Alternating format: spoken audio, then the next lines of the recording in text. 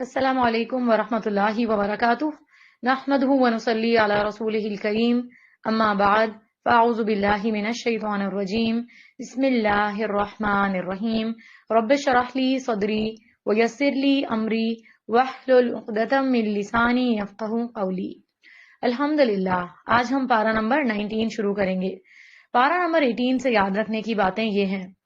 کامیاب مومن کی صفات بتائی گئیں۔ ان کی نماز میں خشوع ہوتا ہے، وہ لغو سے اجتناب کرتے ہیں، زکوٰۃ کی ادائیگی کرتے ہیں، شہوانی خواہشات پر قابو پاتے ہیں، امانتوں اور عہدوں کی پاسداری کرتے ہیں اور نمازوں کی حفاظت کرنے والے ہوتے ہیں۔ کامیاب مومن جنت الفردوس وراثت میں پائیں گے۔ نیک کام کر کے بھی ڈرتے رہنا کہ قبول ہوئے یا نہیں۔ خواتین محرم افراد کے سوا کسی کے سامنے زینت ظاہر نہ کریں۔ جس طرح ہمارے جسم کو کھانے پینے کی ضرورت ہوتی ہے، اسی طرح ہمیں دین کے معاملے میں علم کی ضرورت ہوتی ہے۔ اللہ سے دعا ہے کہ اللہ ہمیں دین کے راستے پر چلائے رکھے اور ایسا علم عطا کرے جس سے ہمارے دین اور دنیا دونوں سنور جائیں۔ پارہ نمبر 19۔ پچھلے پارہ 18 کے آخر میں سورہ فرقان کی کچھ آیات تھیں۔ اب باقی آیات اس پارہ کے آغاز میں ہیں۔ آیت نمبر 22 میں فرمایا، یوم یرون الملائکۃ لا بشری یومئذ للمجرمین ویقولون حجرا محجورا۔ جس دن یہ فرشتوں کو دیکھیں گے، وہ دن ایسے مجرموں کے لیے کوئی خوشی کا دن نہ ہوگا، اور وہ پکار اٹھیں گے کہ ہم تو تم سے پناہ مانگتے ہیں۔ تو انسان سب سے پہلے فرشتوں کو موت کے وقت دیکھتا ہے، پھر انسان خبر میں منکر نکیر کی شکل میں فرشتوں کو دیکھیں گے، اور پھر حشر کے دن میدان حشر میں دیکھیں گے۔ نیک لوگوں کے لیے اچھے خوبصورت شکل والے خوشخبری دینے والے فرشتے ہیں، اور برے لوگوں کے لیے، مجرم لوگوں کے لیے عذاب کی وعید سنانے اور ان کی پٹائی کرنے والے فرشتے ہیں۔ کافر فرشتوں کو دیکھنے کی آرزو تو کریں گے کہ ہمیں فرشتے نظر آئیں، لیکن موت کے دن جب یہ فرشتوں کو دیکھیں گے تو وہ دن ان کے لیے کسی خوشی کا باعث نہیں ہوگا۔ یعنی کافر دنیا میں آرزو تو کرتے ہیں کہ ہمیں فرشتے نظر آ جائیں، لیکن جب ان کی موت آئے گی تو وہ دن ان کے لیے خوشی کا باعث نہیں ہوگا، کیونکہ انتہائی بھیانک شکل میں کافروں کے پاس فرشتے آئیں گے، اس لیے کہ فرشتے انہیں موت کے وقت ہی عذاب جہنم کی وعید سنا دیں گے۔ مجرم لوگوں کی جب روح نکالی جاتی ہے تو فرشتے آ کر ان کو باقاعدہ ان کے چہروں پر، ان کی پیٹھوں پر مارتے ہیں۔ اسی طرح منکر نکیر بھی ان کو ماریں گے، اور قیامت کے دن بھی ان کی سخت شامت آئے گی۔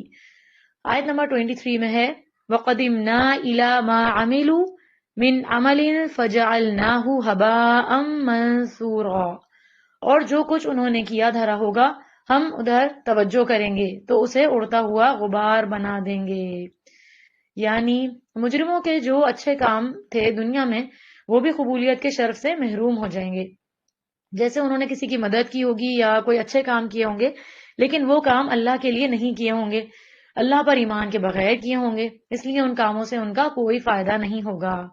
نبی کریم صلی اللہ علیہ وسلم نے فرمایا، میں اپنی امت کے ان لوگوں کو جانتا ہوں جو قیامت کے دن سفید تہامہ پہاڑوں کی شکل میں ڈھیروں نیکیاں لے کر آئیں گے، لیکن اللہ ان کی نیکیوں کو فضا میں پھیلے ہوئے غبار کے باریک ذروں کی طرح کر دے گا۔ بے شک وہ تمہارے ہی بھائی ہوں گے، تمہاری ہی نسل سے ہوں گے، رات کو تمہاری طرح قیام بھی کریں گے، لیکن وہ تنہائیوں میں اللہ کے حرام کردہ امور کا ارتکاب کریں گے جن سے ان کو روکا گیا ہو۔ یعنی اکیلے میں وہ حرام کام کرتے ہوں گے۔ تو اب حرام کاموں کے اندر بہت ساری چیزیں آ جاتی ہیں، فحش کام بھی آ جاتے ہیں، زنا آ جاتا ہے، اسکرین کے اوپر غلط چیزیں سننا دیکھنا، یہ بھی چیزیں آ جاتی ہیں۔ اسی طرح چپکے چپکے غیبت کرنا اور اسی طرح کی جن چیزوں کو بھی اللہ نے حرام قرار دیا ہے وہ ان کا ارتکاب کریں گے۔ ایک مومن جو ہوتا ہے وہ کھلے اور چھپے دونوں میں نیک ہوتا ہے، یعنی ظاہر اور باطن میں نیک ہوتا ہے۔ وہ تنہائی میں بھی اپنے رب سے ڈرتا ہے اور سب کے سامنے بھی اپنے رب سے ڈرتا ہے۔ اللہ ہماری نیکیوں کی حفاظت فرمائے اور ہمیں ہر حال میں اپنے سے ڈرنے والا بنائے، ہمیں اور ہماری اولادوں کو ہم سے جڑے تمام رشتوں کو سیدھی راہ سے بھٹکنے سے بچائے۔ آیت نمبر 24 میں بتایا گیا، اصحاب الجنت یومئذ خیر مستقرا واحسن مقیلا۔ اس دن اہل جنت کا ہی ٹھکانہ اور دوپہر کو آرام کرنے کا مقام بہتر ہوگا۔ تو اہل ایمان کے لیے قیامت کا ہولناک دن جو ہے بہت ہی مختصر ہوگا، بہت کم وقت کے لیے وہ وہاں ہوں گے، اور ان کا حساب اتنا آسان ہوگا کہ قیلولے کے وقت یہ بالکل فارغ ہو جائیں گے اور جنت میں اپنے اہل خاندان کے ساتھ آرام فرما رہے ہوں گے. خاص طور پر دوپہر کے آرام کے لیے نہایت عمدہ مقام ان کو فراہم کیا جائے گا. حدیث میں آتا ہے مومن کے لیے یہ دن اتنا ہلکا ہوگا جتنے میں یہ دنیا میں وہ ایک فرض نماز ادا کر لیتا تھا. سبحان اللہ. اس سے پتہ چلتا ہے کہ قیلولہ کرنے کی کتنی اہمیت ہے. قیلولہ جو ہے وہ سنت ہے اور ایک عبادت سمجھ کر کرنا چاہیے. نبی کریم صلی اللہ علیہ وسلم نے فرمایا قیلولہ کرو، بے شک شیاطین قیلولہ نہیں کرتے. قیلولہ کوئی 2 گھنٹے کی سلیپ نہیں ہوتی، بلکہ چند منٹ کے لیے بھی آنکھیں بند کر کے خاموش ہو کے اپنے آپ کو شٹ ڈاؤن کر لینا چاہیے. قیلولہ کرنا نیک لوگوں کے عمل سے ہے. یہ دل کو مضبوط کرنے والا ہے اور رات کے قیام پر قوت دینے والا عمل ہے. یعنی قیلولہ سے رات کا قیام آسان ہوتا ہے. آیت 25 اور 26 میں یہ منظر بتایا گیا کہ روز قیامت آسمان بادلوں سمیت پھٹ جائے گا. اس روز کل اختیار اللہ ہی کے ہاتھ میں ہوگا. کافروں پر وہ دن بہت بھاری ثابت ہوگا. فرشتے لگاتار اتریں گے اور اللہ کے حکم سے کافروں کو ان کے کفر کی سزا دیں گے. آیت 27 میں ہے وَيَوْمَ يَعَضُّ الظَّالِمُ عَلَى يَدَيْهِ يَقُولُ يَا لَيْتَنِي اتَّخَذْتُ مَعَ الرَّسُولِ سَبِيلًا. اس دن ظالم اپنے ہاتھوں کو کاٹے گا اور کہے گا کاش میں نے رسول کے ساتھ ہی اپنی روش اختیار کی ہوتی. یعنی وہ کہے گا کہ کاش میں نے رسول کا راستہ اختیار کیا ہوتا. تو قیامت کے دن جن باتوں پر انسان کو سخت ندامت ہوگی، پریشانی ہوگی اور انسان اپنے ہی ہاتھوں کو کاٹے گا، اپنے ہی آپ کو ملامت کرے گا، ان میں سے ایک بات یہ ہے کہ اس نے رسول اللہ صلی اللہ علیہ وسلم کا طریقہ سنت کیوں نہیں اپنایا. دنیا میں آپ نے دیکھا ہوگا کہ جب انسان کو خود غصہ آتا ہے اپنی انگلیاں کاٹنے لگتا ہے. اس دن انسان ناخن نہیں، انگلی نہیں، بلکہ اپنا پورا ہاتھ چبائے گا اور کہے گا کہ کاش میں نے رسول کے راستے کی پیروی کی ہوتی. ام سلمہ رضی اللہ تعالی عنہا سے مروی ہے، انہوں نے نبی کریم صلی اللہ علیہ وسلم کو منبر پر یہ فرماتے ہوئے سنا اے لوگو، جس وقت میں حوض پر تمہارا منتظر ہوں گا اور تمہیں گروہ در گروہ لایا جائے گا اور راستے تمہیں متفرق کر دیں گے، یعنی ادھر ادھر ہو جاؤ گے، تو میں تمہیں آواز دے کے کہوں گا کہ اس راستے کی طرف آ جاؤ. تو میرے پیچھے سے ایک منادی پکار کر کہے گا انہوں نے آپ کے بعد دین کو بدل دیا تھا. اس پر میں کہوں گا یہ لوگ دور ہو جائیں، یہ لوگ دور ہو جائیں. تو آگے بتایا گیا وہ اپنے اس دوست کو بھی برا بھلا کہے گا جس نے اس کو اصل راستے سے ہٹا کر گمراہی کے راستے پر ڈال دیا. آیت 28 میں ہے یا ویلتا لیتنی لم اتخذ فلانا قلیلا. کاش میں نے فلاں شخص کو دوست نہ بنایا ہوتا. تو واچ یور فرینڈز، اپنے دوستوں کا جائزہ لیں، کس طرح کے دوست ہیں ہمارے. قیامت کے دن انسان رسول کا راستہ چھوڑ کر دوسرے راستوں کی پیروی کرنے اور برے لوگوں کے ساتھ دوستی کرنے پر افسوس کرے گا. قیامت کے دن کفار اپنے دوستوں کو ملامت کریں گے، انہیں برا بھلا کہیں گے کہ انہوں نے ہمیں گمراہ کیا، کاش میں کسی کو دوست نہ بناتا. اس سے پتہ چلتا ہے کہ انسان کو خوب سوچ سمجھ کر دوست کا انتخاب کرنا چاہیے، کیونکہ آدمی اپنے دوست کے دین پر ہوتا ہے. اس لیے تم میں سے ہر ایک کو یہ دیکھنا چاہیے کہ وہ کسے دلی دوست بنا رہا ہے. یہود و نصارہ تک کو دلی دوست بنانے سے منع کیا گیا ہے. یاد رہے برے لوگوں سے دوستی کے اثرات دنیا میں بھی انسان کے لیے برے ہوتے ہیں. انسان کو 2 چیزوں پر یعنی سنت کی اتباع پر اور اپنے دوستوں کے اوپر ضرور نظر رکھنے کی ضرورت ہے. بدعات اور دین سے دور لوگوں کی دوستی سے بچنے کی ضرورت ہے، کیونکہ اگر بدعات والے آپ کا دوست ہوں گے، دلی دوست ہوں گے، تو آپ بھی اسی میں مبتلا ہو جائیں گے اگر آپ کا ایمان اسٹرانگ نہیں ہوا تو. اگر ہم قیامت کے دن کی حسرتوں سے بچنا چاہتے ہیں تو نبی کریم صلی اللہ علیہ وسلم کے بتائے ہوئے طریقے کے مطابق زندگی بسر کرنا ہوگی. قرآن کو سمجھنا ہوگا اور اپنے دوستوں کی گیدرنگ کو چیک کرنا ہوگا کہ کیا میرے دوست ایسے ہیں جو میرے ایمان میں اضافہ کرتے ہیں، یا ان کے ساتھ رہ کر میرا راسا ایمان میں چلا جاتا ہے. میرے دوست مجھے اللہ کی طرف بلاتے ہیں یا میں اللہ سے دور ہوتی جا رہی ہوں. ہمیں دین سے دور لوگوں کی دوستی سے بچنے کی ضرورت ہے. آگے آیت 30 میں آتا ہے وَقَالَ الرَّسُولُ يَا رَبِّ إِنَّ قَوْمِ اتَّخَذُوا هَذَا الْقُرْآنَ مَهْجُورًا. اور رسول اللہ کہیں گے صلی اللہ علیہ وسلم پروردگار میری قوم کے یہی لوگ ہیں جنہوں نے اس قرآن کو نشانہ تضحیک بنا رکھا تھا، یعنی قرآن کو چھوڑا ہوا تھا. قرآن کو چھوڑنے سے مراد اسے سننے، پڑھنے، اس پر غور و فکر کرنے سے اجتناب کرنا، اس پر ایمان نہ لانا ہے. حافظ ابن کثیر فرماتے ہیں قرآن کو سننے سے گریز، اس میں شور ڈالنا اور اس پر ایمان نہ لانا اسے چھوڑنا ہے۔ اپنا جائزہ لیں، جہاں قرآن پڑھا جا رہا ہوتا ہے، سنایا جا رہا ہوتا ہے، یہ بھی قرآن کا ہی ترجمہ سنایا جا رہا ہے، احادیث رسول سنائی جا رہی ہیں، تو اس کے بیچ میں باتیں کرنا قرآن کو چھوڑنا ہے۔ اگر ہم کسی قرآن کی بات پر عمل نہیں کر رہے تو وہ بھی قرآن کو چھوڑنا ہے۔ اسی طرح بقدر ضرورت اس کا علم حاصل نہ کرنا اور اسے حفظ نہ کرنا بھی اسے چھوڑنا ہے۔ یاد رکھیں، ہمیں مستقل بنیادوں پر قرآن کے ساتھ تعلق قائم کرنا ہے، اسے چھوڑنا نہیں ہے، زندگی کا ہر دن اس کے ساتھ گزارنا ہے، صرف رمضان نہیں۔ چاہے ایک آیت ہو، چاہے 2 آیاتیں ہوں، چاہے اس کو سمجھ کر پڑھنا ہو، چاہے روزانہ کی تلاوت ہو، ہمارا ہر دن قرآن کے ساتھ ہو۔ قرآن کو دوست بنا لیں، یہ اللہ کی طرف سے ہماری مدد کرے گا، ہر مسئلے میں مدد کرے گا انشاءاللہ۔ رمضان میں صرف محدود حد تک قرآن کو پڑھنا اور اس کے بعد اس کو چھوڑ دینا اور بھول جانا، یہ نقصان دہ ہو سکتا ہے۔ آیت نمبر 43 میں ہے، اَرَأَيْتَ مَنِ اتَّخَذَ إِلَٰهَهُ هَوَاهُ، بھلا آپ نے اس شخص کے حال پر غور کیا جس نے اپنی خواہش کو ہی الہ بنا رکھا ہے؟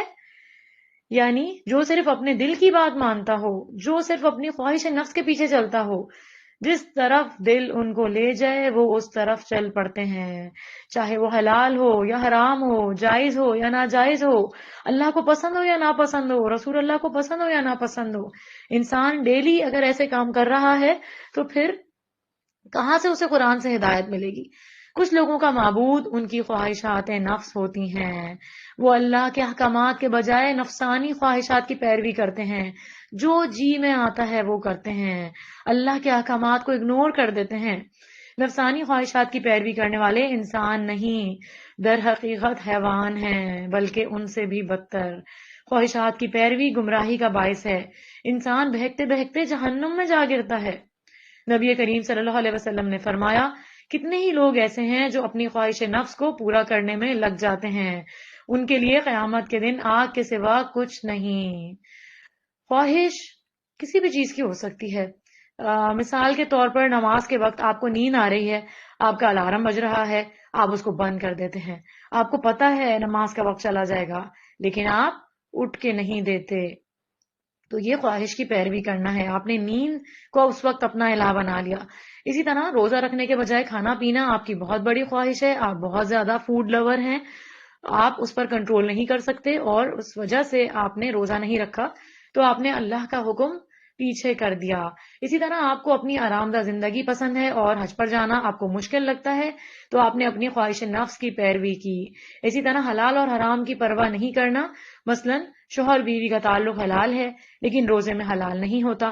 اسی طرح لوگوں کے ساتھ معاملات میں خواہش نفس کی پیروی، مثلا انسان کا دوسرے کے اوپر حکم چلانا، جو دل میں آئے وہ بولتے چلے جانا، یہ ساری چیزیں خواہش نفس سے تعلق رکھتی ہیں کہ میں نے تو فلاں کو سنا کے رکھ دیا لیکن کیا ہوا، اللہ تو ناراض ہو گیا، تو کیا فائدہ ہوا اس سے۔ ابن عباس کہتے ہیں، زمانہ جاہلیت میں آدمی ایک عرصے تک سفید پتھر کی عبادت کرتا رہتا، جب اس سے اچھا پتھر اسے نظر آتا تو پہلے پتھر کو چھوڑ کے دوسرے پتھر کی پوجا شروع کر دیتا، تو اصل میں تو پتھر کی پوجا نہیں، خواہش نفس کی پوجا تھی۔ ایک چیز سے دل بھرا تو اسے چھوڑ کے کسی اور چیز کی طرف چل پڑا، تو ایسا شخص اس چیز سے بھی محبت نہیں کرتا، حقیقی معنوں میں وہ دراصل اپنے نفس کی خواہش کی پیروی کر رہا ہوتا ہے، اپنے جی کو فالو کر رہا ہوتا ہے، اپنے دل کی بات کو فالو کر رہا ہوتا ہے، حالانکہ فالو کس کو کرنا ہے؟ اللہ اور اس کے رسول کو۔ نبی کریم صلی اللہ علیہ وسلم نے فرمایا، دوزخ نفسانی خواہشات سے ڈھک دی گئی ہے اور جنت ناپسندیدہ چیزوں سے ڈھک دی گئی ہے۔ بڑی غور کرنے والی حدیث ہے یہ، یعنی اگر جنت میں جانا ہے تو پھر وہ کام کرنے پڑیں گے جو تمہیں اچھے نہیں لگتے لیکن اللہ کی مرضی ہیں، اللہ کی پسند کے ہیں، مثلا رات کو قیام کرنا، تہجد کے لیے اٹھنا، تراویح پڑھنا۔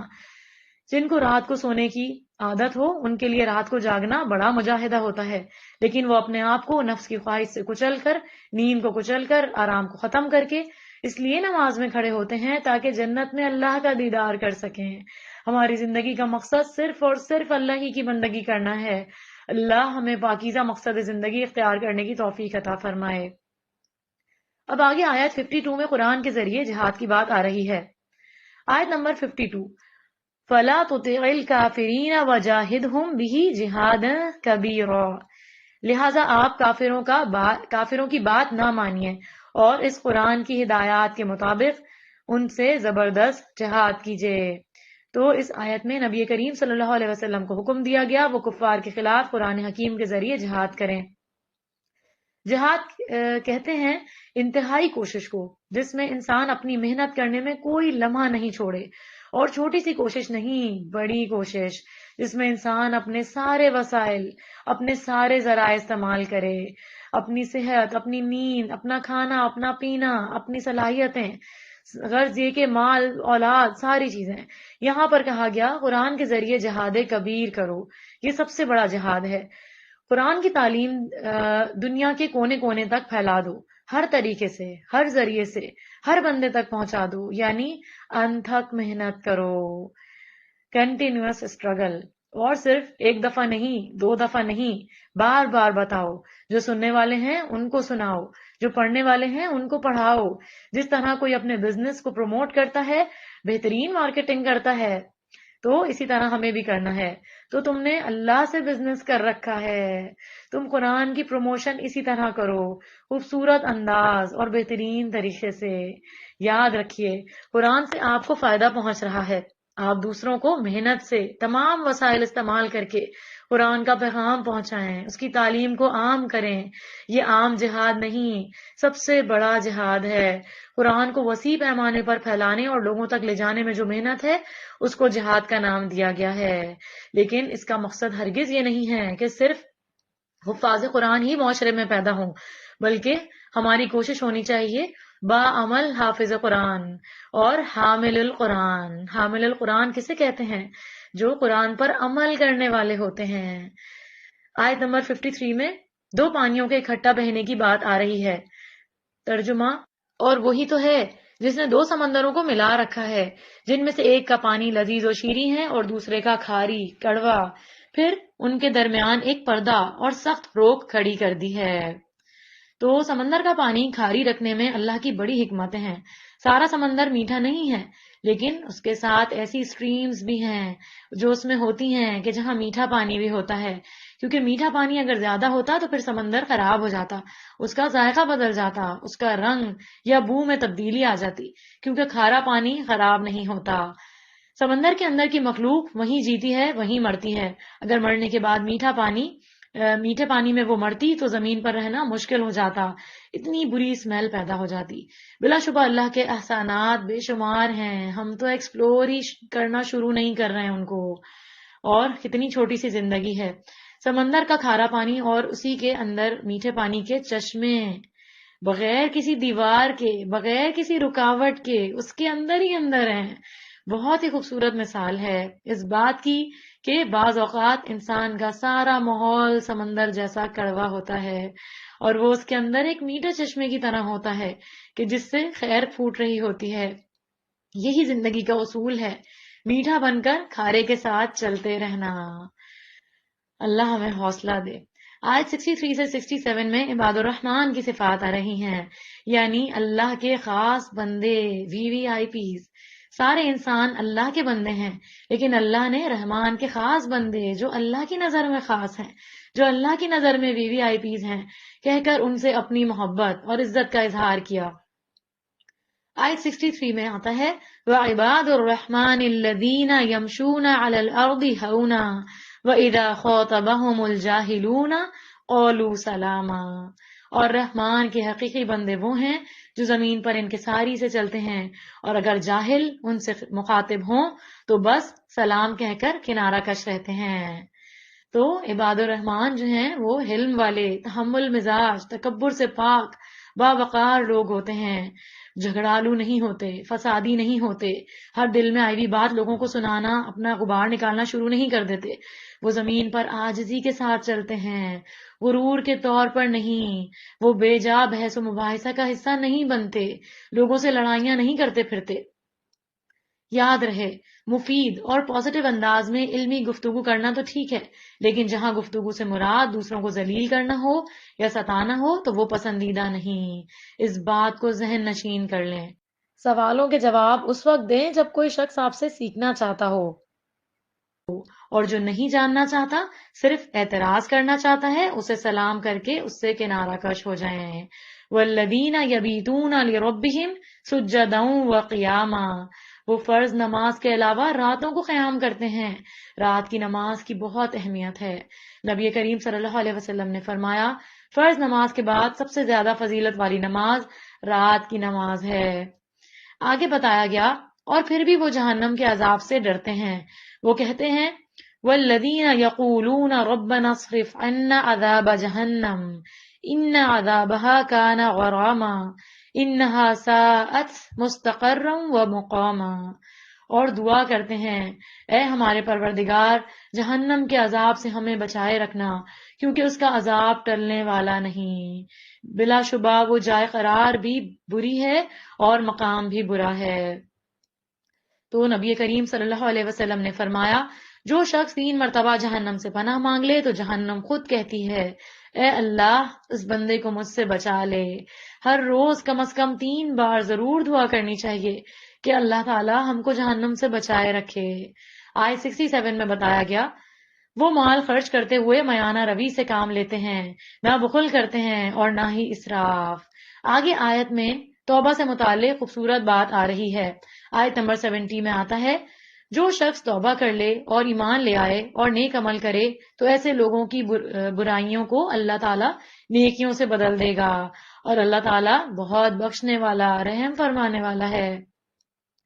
تو خالص توبہ گناہوں کو نیکیوں میں بدل دیتی ہے. شرط یہ ہے کہ انسان اپنی توبہ میں سچا ہو، یہ نہیں کہ ادھر توبہ کر لیں ادھر پھر دوسرے دن اپنی مرضی کرنے بیٹھ جائیں کہ گناہ تو معاف ہو ہی جاتے ہیں. یہ عقیدہ ٹھیک نہیں. سچی توبہ یہ ہے کہ اللہ سے بڑی ندامت کے اظہار کے ساتھ بخشش کی التجا کریں، اللہ کی طرف پلٹنے کا عزم کا اظہار کریں، اپنے اس ایمان کو پھر سے تازہ کریں جس میں کمی کی وجہ سے گناہوں میں ملوث ہوئے. اگر کسی بندے کا حق مارا ہے تو اسے راضی کریں اور ایک پاکیزہ زندگی بسر کرنا شروع کر دیں. ایسے لوگوں کی توبہ نہ صرف قبول کی جائے گی بلکہ ان کے نامہ اعمال میں برائیوں کی جگہ اچھائیاں لکھ دی جائیں گی. زندگی کے رخ کا نیکیوں کی طرف پلٹ جانا توبہ کی قبولیت کی علامت ہے. آیت 72 سے 74 میں اللہ کے محبوب بندوں کی صفات ہیں. اللہ کے محبوب بندے جھوٹ بولنا تو درکنار کسی ایسی محفل میں موجودگی تک گوارا نہیں کرتے جہاں جھوٹ بولا جا رہا ہو یا جھوٹ پر مبنی کوئی معاملہ طے پا رہا ہو. اللہ کے محبوب کسی لایانی بات میں ملوث ہونا تو درکنار بلکہ ایسی جگہ کھڑا ہونا بھی پسند نہیں کرتے جہاں وقت کی بربادی کی کوئی سرگرمی انجام دی جا رہی ہو. یعنی جھوٹ، لغو، کھیل کود، بری باتوں سے، بری مجلسوں سے اعراض برتتے ہیں. کون؟ اللہ کے خاص بندے. بری باتیں کرنے والوں کے ساتھ شامل نہیں ہوتے بلکہ ان کے اندر حیا ہوتی ہے، وہ ایسی مجلسوں میں جاتے بھی نہیں ہیں. اللہ ہمیں ایسی مجلسوں سے بچائے. مومن بندے اپنے وقت کو ضائع نہیں کرتے. واچ یور سیلف، اپنا جائزہ لیں. پھر آیت 73 میں بتایا گیا کہ اللہ کے محبوب بندوں کو جب اللہ کی آیات کے ذریعے نصیحت کی جاتی ہے تو اسے پوری توجہ اور عمل کی نیت سے سنتے ہیں. صرف سن کے آگے ایک کان سے سن کے دوسرے کان سے آگے نہیں بڑھا دیتے. رب کی آیات کو بس اندھے بہروں کی طرح نہیں سنتے. بہرا وہ ہوتا ہے جس کے کان کو آواز لگے تب بھی اس کو سنائی نہیں دیتا. اندھے بہرے گونگے لوگ، اندر نہیں کچھ اترتا، سمجھ میں نہیں آتا کہ دوسرا کیا کہہ رہا ہے. تو اسی طرح قرآن کو بس صرف اس طرح سننا کہ کچھ سمجھ میں نہیں آئے تو یہ بھی درست نہیں. قرآن کو سمجھنے کی کوشش کریں. اللہم فقہنا فی الدین، اللہ ہمیں دین میں سمجھ بوجھ عطا فرمائے، اللہ ہمیں شرع صدر عطا فرمائے. آگے آیا 74 میں بتایا گیا کہ اللہ کے محبوب بندے اپنی بیویوں اور اولادوں کے لیے بھی دعائیں کرتے ہیں. وہ کہتے ہیں ربنا ھب لنا من ازواجنا وذریاتنا قرۃ اعین وجعلنا للمتقین اماما. پروردگار ہمیں اپنی بیویوں اور اولاد کی طرف سے آنکھوں کی ٹھنڈک عطا فرما اور ہمیں پرہیزگاروں کا امام بنا، پیشوا بنا. تو مومن کی آنکھ کو اس بات سے بڑھ کر ٹھنڈا کرنے والی اور کوئی چیز نہیں کہ وہ اپنی بیوی اور اپنی اولاد کو اللہ کا فرما بردار دیکھے. آپ نے محسوس کیا ہوگا جب آپ کے بچے کوئی نیک کام کرتے ہیں تو جو آپ کو خوشی ہوتی ہے وہ کسی بڑی دولت کے کما کر لانے پر نہیں ہوتی. تو اس سے یہ پتہ چلتا ہے کہ ہمیں اپنی اولاد کی اچھی تربیت بھی کرنی چاہیے اور انہیں با ادب بنانا چاہیے. تمام انسانوں کی خیر خواہی کرنے والا بننا چاہیے. جب بھی یہ دعا مانگیں تو صرف اپنے گھر والوں کے لیے نہیں بلکہ اپنے ساتھیوں کے لیے بھی مانگیں کہ اللہ انہیں بھی ہماری آنکھوں کی ٹھنڈک بنا. کیونکہ بعض دوست ایسے ہوتے ہیں جو ہمیں اچھے بھی لگتے ہیں لیکن ہمارے لیے بڑی مصیبت بن جاتے ہیں، بہت ڈسٹرب بھی کرتے ہیں، طرح طرح کی باتیں کر کے، غیبت کر کے. یعنی آپ کو انہوں نے ایک ڈسٹبن بنایا ہوا ہوتا ہے، سارے جہان کی باتیں لا کر آپ کے اوپر ڈم کر دیتے ہیں، باقاعدہ کال کر کے، میسج کر کے کوئی نہ کوئی بری خبر سناتے رہتے ہیں. ان کا اپنا دماغ خراب ہوتا ہے، اپنی لڑائیوں کی داستانیں آپ کو سنا رہے ہوتے ہیں. حالانکہ کس کو بتا سکتے ہیں یہ ساری باتیں؟ جس کے پاس دین کا فہم اور قرآن اور حدیث کا علم ہو، جو مسئلہ حل کر سکتا ہے، اس کو آپ اپنے غم کی داستان سنا سکتے ہیں. اس کے علاوہ جو حل نہیں کر سکتا تو جگہ جگہ جا کے اپنی روداد گانے کا کوئی فائدہ نہیں ہے، بلکہ آپ ایسے لوگوں کو اور اپنی نیکیاں دے رہے ہیں غیبتیں کر کے. ایسے لوگوں سے بھی اللہ ہمیں غیبتوں سے بچائے. ایسے لوگوں سے بھی پناہ مانگنی چاہیے. یا اللہ وہ ٹھیک ہو جائیں یا پھر ہمیں ان سے نجات دے. اسی طرح ہمارے ساتھی یا ہمارے فالوورز، جیسے ایک ماں ہے تو بچے اس کے فالوورز ہیں، تو اگر نیک بچے ہوں گے تو وہ ماں باپ کو سمجھائیں گے کہ یہ نہیں کریں، اللہ نے منع کیا ہے. آگے اس دعا میں ہے، یا اللہ ہمیں متقین ہی کے بیچ میں رکھ، نیک لوگوں کے ہاتھوں میں ہماری روح نکلے، اس وقت وہ ہمیں سنبھالنے والے ہوں، نیک لوگ ہمارا جنازہ پڑھنے والے ہوں تاکہ ہماری آگے کی منزلیں آسان ہوں. تو یہ ہے انسان کی بہت بڑی خوش قسمتی، اور اس کے لیے انسان کو دعائیں کرتے رہنا چاہیے. سورۃ الفرقان مکمل ہوئی. سورۃ الشعراء. سورہ شعراء کی آیت 23 سے 33 تک حضرت موسیٰ علیہ السلام اور فرعون کے درمیان مکالمے کا ذکر ہے، یعنی ان کے درمیان بات چیت کو بتایا گیا ہے. فرعون نے پوچھا، تمام جہانوں کا رب کون ہے؟ حضرت موسیٰ علیہ السلام نے کہا، جو آیت 24 میں آتا ہے، قال رب السماوات والارض وما بینہما ان کنتم موقنین. موسیٰ علیہ السلام نے کہا، وہ جو آسمانوں اور زمین اور جو کچھ ان کے درمیان میں ہے سب کا مالک ہے، اگر تمہیں کچھ یقین آ جائے. تو اس جواب پر فرعون کو اپنے رب ہونے کے دعوے پر شرم محسوس ہوئی، کیونکہ اس کا اقتدار تو زمین کے انتہائی مختصر حصے یعنی مصر تک محدود تھا. اس نے بھرے دربار میں اپنی شرمندگی کو مٹانے کے لیے حضرت موسیٰ علیہ السلام کو مجنون قرار دیا اور قید کرنے کی دھمکی دی. البتہ جب حضرت موسیٰ علیہ السلام نے اپنی لاٹھی پھینکی اور وہ خطرناک اژدہا بن گئی تو فرعون کے ہوش ٹھکانے آ گئے. اسی طرح حضرت موسیٰ علیہ السلام کے ہاتھ نے ید بیضا کی صورت اختیار کی، یعنی ہاتھ روشن اور چمکتا ہوا ہو گیا. تو وہ فرعون اور مروب ہو گیا، اس نے دربار جو ہے وہ برخاست کر دیا. اسی طرح آگے حضرت ابراہیم علیہ السلام اور بت پرستوں کے درمیان مکالمے کا ذکر آیا ہے. پھر آگے آیت نمبر 78 سے 82 میں حضرت ابراہیم علیہ السلام کی زبانی رب کا خوبصورت تعارف آ رہا ہے. الذی خلقنی فہو یہدین والذی هو یطعمنی ویسقین فاذا مرضت فهو یشفین والذی یمیتنی ثم یحیین والذی اطمع ان یغفر لی خطیئتی یوم الدین. جس نے مجھے پیدا کیا پھر وہی مجھے راہ دکھاتا ہے، اور وہ جو مجھے کھلاتا اور پلاتا ہے، اور جب میں بیمار ہوتا ہوں تو وہی مجھے شفا دیتا ہے، اور وہ جو مجھے مارے گا پھر زندہ کرے گا، اور وہ جو مجھے امید ہے کہ میرے گناہ قیامت کے دن بخش دے گا. آگے آیت 83 میں حضرت ابراہیم علیہ السلام کی بہت پیاری دعا آ رہی ہے، رب هب لی حکما والحقنی بالصالحین واجعل لی لسان صدق فی الآخرین واجعلنی من ورثة جنة النعیم ولا تخزنی یوم یبعثون یوم لا ينفع مال ولا بنون الا من اتى اللہ بقلب سلیم. حضرت ابراہیم علیہ السلام کی ایمان افروز دعائیں ان آیات میں نقل کی گئیں. اے میرے رب مجھے حکمت جیسی خیر کثیر عطا فرما. اے میرے رب مجھے دنیا اور آخرت میں صالحین کی رفاقت نصیب فرما. اے میرے رب میرے بعد والوں میں میرا ذکر خیر جاری ساری فرما. اے میرے رب مجھے نعمتوں والی جنت کا وارث بنا دے. اے میرے رب مجھے روز قیامت کی رسوائی سے محفوظ فرما. وہ روز کہ جب مال اور بیٹے کام نہ آئیں گے بلکہ وہ دل کام آئے گا جس پر نہ گناہوں کی آلودگی ہو نہ ہی غفلت کے پردے. اللہ ہم سب کے حق میں یہ دعائیں قبول فرمائے. قلب سلیم سے مراد جو پرہیزگار ہو، صاف ستھرا ہو، جس کے دل میں کوئی گناہ نہ ہو، ظلم نہ ہو اور نہ ہی کینہ اور نہ ہی حسد ہو، یعنی صحیح سلامت دل جس میں اللہ کی محبت سب سے زیادہ ہو. ٹوٹا پھوٹا دل نہیں چاہیے اللہ تعالیٰ کو ہمارا، جس میں دنیا کی محبت، مال اور لوگوں کی محبت بھری ہوئی ہو. اے اللہ میں تجھ سے قلب سلیم مانگتی ہوں، کیونکہ قیامت کے دن یہی کام آئے گا۔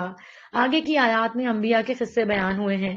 آگے آیت میں نبی کریم صلی اللہ علیہ وسلم کے لیے خصوصی ہدایات ہیں، جس میں سے آیت نمبر 214 میں ہے وَأَنذِرْ عَشِيرَتَكَ الْأَقْرَبِينَ، اور اپنے کنبے کے قریبی رشتہ داروں کو برے انجام سے ڈرائیے، اپنے قریبی رشتہ داروں کو آخرت میں ہونے والے حساب کتاب کے حوالے سے خبردار کرتے رہیں۔ یاد رکھیں دین کی دعوت کا آغاز اپنے خاندان سے ہونا چاہیے۔ بہت دفعہ ایسا ہوتا ہے کہ آپ گھر والوں کو بتا بتا کے تھک جاتے ہیں، لیکن وہ مان کے نہیں دیتے، اور پھر وہ انسان یہ سوچتا ہے کہ اب میں کون سی شکل لے کے لوگوں کے پاس جاؤں۔ لوگ کہیں گے اپنے گھر والوں کو تو دیکھو۔ یہاں سوچنے کی بات یہ ہے کہ جو انسان دوسروں کو بتاتا ہے، کیا وہ اپنے گھر والوں سے غافل ہوگا؟ جس چیز کو وہ دوسروں کے لیے اچھا سمجھتا ہے تو پہلے وہ اس کو اپنے بچوں، اپنے بہن بھائیوں، اپنے گھر والوں کے لیے اچھا سمجھتا ہے۔ آپ فکر نہیں کریں، وہ اپنے گھر والوں کو بھی بتا رہا ہوگا۔ جو انسان ہمیں دین کی بات سمجھا رہا ہے اس کی بات پہ غور کریں، لیکن ہمیشہ گھر والے توجہ نہیں دیتے اس بات پر، تو انسان کو اس خیر کے کام کو روکنا نہیں چاہیے۔ انبیاء علیہ السلام سے ہمیں یہی تعلیم ملتی ہے۔ اس سورہ کے آخر میں آیت 224 میں شاعروں کی اکثریت کے کردار کے منفی پہلو بیان کیے گئے۔ اکثر شعراء بڑی بڑی باتیں کہتے ہیں جو عملاً کرتے نہیں۔ اکثر شعراء کی شاعری ایسی ہوتی ہے جس میں لایانی اور فحش باتیں ہوتی ہیں، صرف لفاظی کا کھیل ہوتا ہے۔ تو ان باتوں کو لینے کے بجائے، ان کو زندگی کا لوگو بنانے کے بجائے، انسان قرآن اور سنت کو اپنے سامنے رکھے۔ آیت 227 میں اچھے شاعروں کا کردار بتایا گیا۔ اس آیت میں اعتراف کیا گیا کہ شاعروں میں کچھ نیک سیرت بھی ہوتے ہیں جو ایمان لاتے ہیں، شریعت کے مطابق زندگی بسر کرتے ہیں، شاعری کے ذریعے اللہ کا ذکر اور اس کی تعلیمات کو عام کرتے ہیں، اور دین اسلام کے شاعر پر اعتراض کرنے والے شاعروں کے کلام کا منہ توڑ جواب دیتے ہیں۔ یاد رہے اسلام میں بامقصد لوگوں کی رہنمائی کا ذکر اور دین کی تبلیغ کے لیے شاعری منع نہیں ہے۔ حسان بن ثابت بھی اسلام کے بہت بڑے شاعر تھے رضی اللہ تعالیٰ عنہ۔ سورہ نمل، نمل چونٹی کو کہتے ہیں۔ اس سورہ میں پہلی بار حضرت سلیمان علیہ السلام کا تفصیل سے قصہ آئے گا۔ اس سورت کی شروع کی آیات میں حضرت موسیٰ علیہ السلام پر ظہور نبوت کا بتایا گیا ہے۔ اس کے بعد آگے آیات میں سلیمان علیہ السلام کا تفصیلی قصہ آ رہا ہے۔ آیت نمبر 15 سے 19 ہے، اللہ تعالیٰ نے سلیمان علیہ السلام کو بہت سی نعمتوں سے نوازا تھا۔ ان کی شاندار سلطنت تھی۔ ان کو ایسے لشکر عطا کیے گئے جن میں انسانوں کے علاوہ جنات اور پرندے بھی شامل تھے۔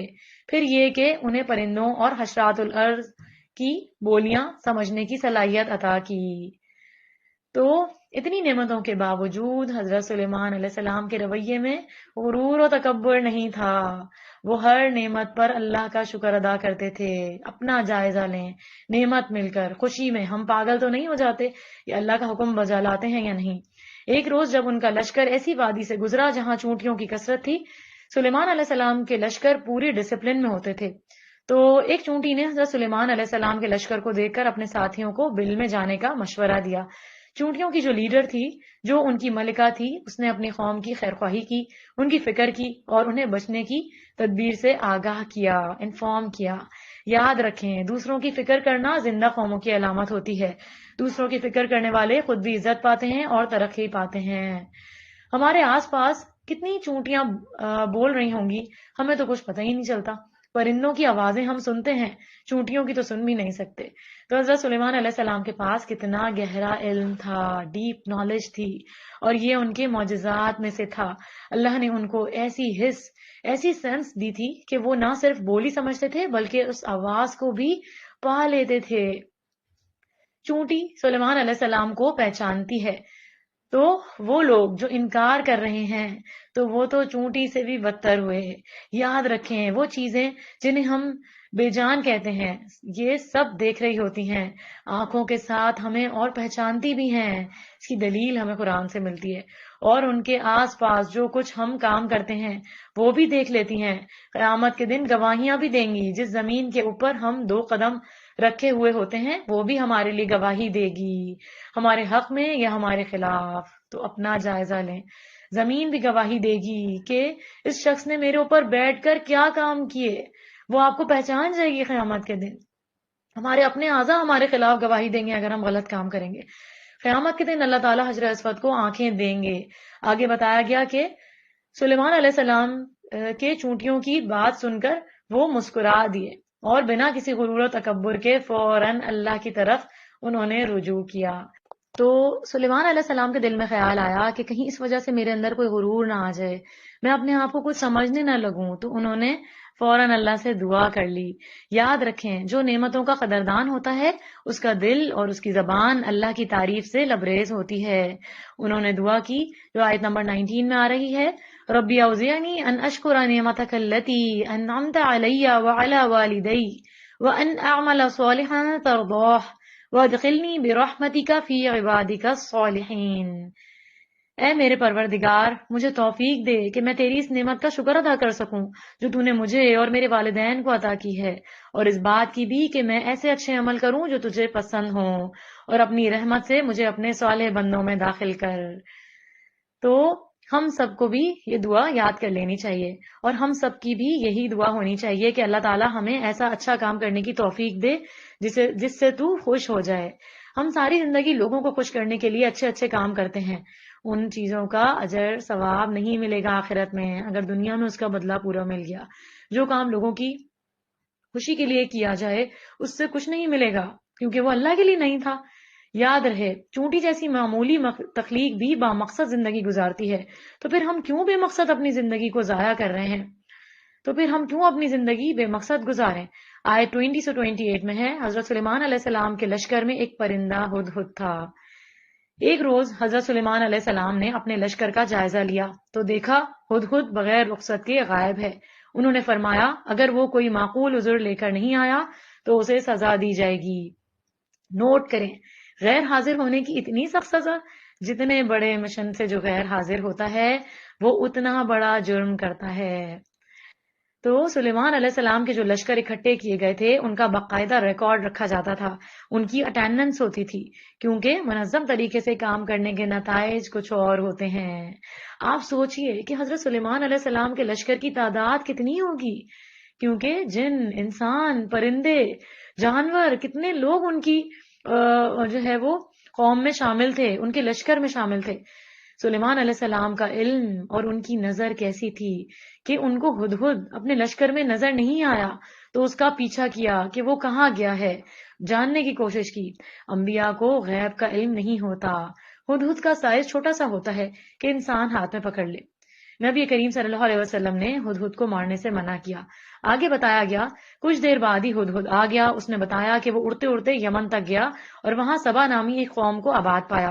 اس کی حکمران ایک ملکہ ہے جسے ہر نعمت عطا کی گئی ہے، خاص طور پر اس کا تخت انتہائی نفیس اور قیمتی ہے۔ وہ قوم شیطان کی گمراہی کے تحت سورج کی پرستش کرتی ہے، یعنی شرک کرتی ہے، حالانکہ حقیقی معبود اللہ ہے جو پوری کائنات کا مالک ہے۔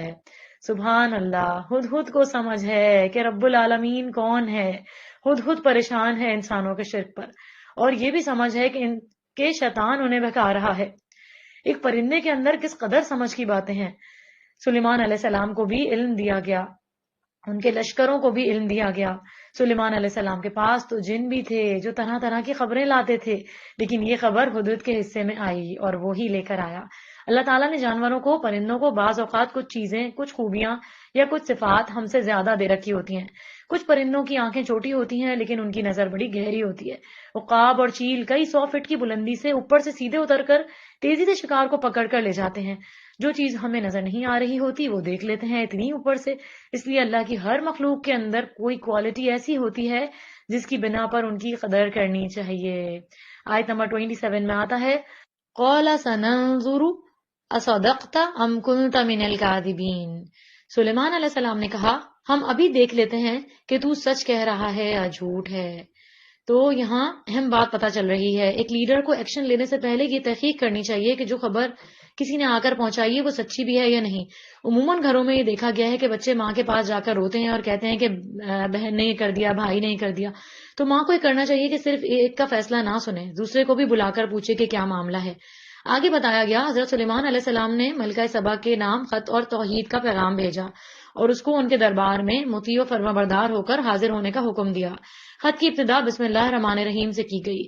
جو خبر لایا تھا اس کا کام اسی کے سپرد کر دیا گیا۔ آیت 29 سے 33 میں بتایا گیا، ملکہ کو جب حضرت سلیمان علیہ السلام کا خط ملا تو اس نے اپنی ریاست کے تمام عمائدین کو جمع کیا اور انہیں خط پڑھ کر سنایا۔ ملکہ نے کہا کہ میں بغیر مشورے کے کوئی فیصلہ نہیں کرتی۔ عمائدین سلطنت نے کہا، ہمیں پوری طاقت سے ان کا مقابلہ کرنا چاہیے، ہم اس کے لیے تیار ہیں، البتہ فیصلے کا اختیار آپ کو ہے، آپ جو چاہے فیصلہ کریں۔ یہاں ایک اچھے لیڈر کی کوالٹی معلوم ہو رہی ہے کہ وہ اپنے ساتھیوں سے مشورہ کرتا ہے، اور ساتھی بھی کتنے اچھے ہیں کہ وہ اپنی قوت کا اظہار کر کے اتھارٹی لیڈر کو دیتے ہیں کہ آخری فیصلہ آپ کا ہے۔ یاد رہے، مشورہ سب کو دینا چاہیے اور الٹیمیٹ اتھارٹی ایک کے پاس ہی ہونی چاہیے تاکہ معاملات کا صحیح وقت پر فیصلہ ہو سکے۔ آگے بتایا گیا، ملکہ نے فیصلہ کیا، چند تحائف بیچ کے حضرت سلیمان علیہ السلام کے مزاج کا اندازہ لگاتے ہیں کہ آیا وہ دنیا پرست ہیں یا ان کے کچھ اور مقاصد ہیں۔ تو عورت کو یہ بات سمجھ میں آ گئی کہ جنگ کوئی اچھی چیز نہیں، اللہ مسلمانوں کو جنگوں سے بچائے اور جنگ کے بغیر امن قائم کر دے۔ عقل مند لیڈر وہ ہے جو قوم کے حق میں فیصلہ کرتا ہے، جس سے قوم کے حقوق کی حفاظت ہوتی ہے۔ قوم کا لیڈر جو ہے وہ اگر سمجھدار نہیں ہو تو وہ قوم کو ہلاکت کی کے گھڑے میں جا پھینکتا ہے۔ ابن عباس رضی اللہ تعالیٰ عنہ کہتے ہیں، اس عورت نے اپنی قوم سے کہا، اگر اس نے تحفہ قبول کر لیا تو وہ ایک عام بادشاہ ہوگا تو تم اس سے جنگ کر لینا، اور اگر اس نے قبول نہیں کیا تو وہ نبی ہوگا، اس کی پیروی کر لینا۔ تو پرکھنے کا بھی کتنا اچھا طریقہ ہے۔ آگے بتایا گیا کہ حضرت سلیمان علیہ السلام نے ملکہ کے تحفے بھیجے ہوئے تحائف جو ہے وہ لوٹا دیے۔ پھر اب آگے حضرت سلیمان علیہ السلام بھی ملکہ کو ٹیسٹ کر رہے ہیں۔ انہوں نے اپنے مصاحبین سے کہا کہ تم میں سے کون ملکہ کی سب سے قیمتی چیز یعنی اس کے تخت کو، ملکہ کے تخت کو یہاں آنے سے پہلے ملکہ کے یہاں آنے سے پہلے اٹھا کر لا سکتا ہے۔ آیت نمبر 39 میں آتا ہے، ایک دیو ہیکل جن نے کہا، آپ کے دربار کو برخاست کرنے سے پہلے میں اسے لا سکتا ہوں، میں اس کام کی پوری قوت رکھتا ہوں اور امانت دار بھی ہوں۔ تو آگے آیت نمبر 40 میں بتایا گیا، قول الذی عنده علم من الکتاب انا آتیک به قبل ان یرتد الیک طرفک فلما رآہ مستقرا عنده قال هذا من فضل ربی۔ پھر ایک اور شخص جس کے پاس کتاب کا علم تھا کہنے لگا، میں یہ تخت آپ کو آپ کی نگاہ لوٹانے سے پہلے ہی لایا دیتا ہوں، یعنی پلک جھپکنے سے پہلے۔ پھر جب سلیمان علیہ السلام نے اس تخت کو اپنے پاس رکھا ہوا دیکھا تو پکار اٹھے، یہ میرے پروردگار کا فضل ہے۔ تو حضرت سلیمان علیہ السلام نے اللہ کی ان نعمتوں پر شکر ادا کیا۔ جب کوئی ایسی چیز آپ کو مل جائے جو آپ سوچ رہے تھے یا آپ کی توقعات سے بڑھ کے ہو یا آپ کے لیے بہت آسانی کا سبب ہو جائے تو اس پر لازماً رب کا شکر ادا کریں۔ آگے بتایا گیا، ملکہ سبا کے آنے سے پہلے اس کا تخت دربار میں منگوا لیا گیا، اس کی ذہانت کا امتحان لینے کے لیے اس کے تخت میں کچھ تبدیلیاں کروا دی گئیں۔ انسان کی شخصیت کو پرکھنے کے لیے کچھ سوالات ہوتے ہیں، کچھ ایکٹیویٹیز یا کچھ پکچرز دکھائی جاتی ہیں، یہ دیکھنے کے لیے کہ اس انسان کے اندر کیسی کوالٹیز ہیں، اس کو کیسا کام کرنا آتا ہے۔ اللہ نے ہزاروں سال پہلے حضرت سلیمان علیہ السلام کو یہ حکمت دی تھی کہ وہ کس کس طریقے سے ٹیسٹ کر رہے ہیں۔ آگے آیت 42 سے 44 میں بتایا گیا، جب ملکہ سبا حضرت سلیمان علیہ السلام کے پاس حاضر ہوئی تو اپنے تخت کو دیکھ کر پہچان گئی۔ اس نے حضرت سلیمان علیہ السلام کی عظمت اور پارسائی کا اعتراف کرتے ہوئے اسلام قبول کر لیا۔ اس نے بتایا کہ وہ پہلے حق کو قبول کر چکی ہے۔ اس کے دل میں غفلت کا پردہ تھا جو حق کو دیکھتے ہی چھٹ گیا۔ جب وہ حضرت سلیمان علیہ السلام کے محل میں داخل ہوئی تو شیشے کے فرش کے ظاہر سے دھوکہ کھا گئی اور پانی سمجھ کر اپنا دامن سمیٹنے کی کوشش کی تاکہ لباس گیلا نہ ہو۔ حضرت سلیمان علیہ السلام نے بتایا کہ یہ پانی نہیں بلکہ شیشے کی کاریگری ہے۔ اب وہ جان گئی کہ چیزوں کا ظاہر کچھ اور ہوتا ہے اور حقیقت کچھ اور ہوتی ہے۔ اللہ ہمیں بھی یہ چیز سمجھا دے، اور ہم ظاہری چمک سے متاثر ہو کر نتائج اخذ کر لیتے ہیں اور حقیقت کو نہیں پاتے۔ کچھ لوگ سورج کی چمک سے متاثر ہو کر اس کو معبود سمجھتے ہیں اور اس کی عبادت کرنا شروع کر دیتے ہیں۔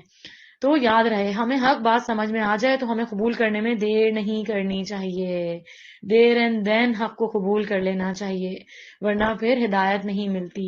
ملکہ سبا کے حالات اور واقعات پڑھنے سے اندازہ ہوتا ہے کہ یہ خاتون اپنے شرک کی حالت اور اسلام کی حالت دونوں میں بہت عقل مند تھی۔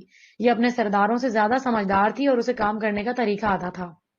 اس سے معلوم ہوتا ہے کہ خواتین اپنی عقل استعمال کریں تو وہ بھی بہت مفید کام کر سکتی ہیں۔ بعض خواتین شادی کے بعد کاغذ قلم اٹھا کے ایک طرف رکھ دیتی ہیں اور مزید علم حاصل کرنے سے گھبرانے لگتی ہیں۔ ڈگریوں کے حصول کے لیے جو کچھ پڑھا لکھا ہوتا ہے وہ بھی بھلا دیتی ہیں۔ پھر اسی طرح بعض خواتین کا دھیان ہر وقت ادھر ادھر کی باتوں میں لگا رہتا ہے۔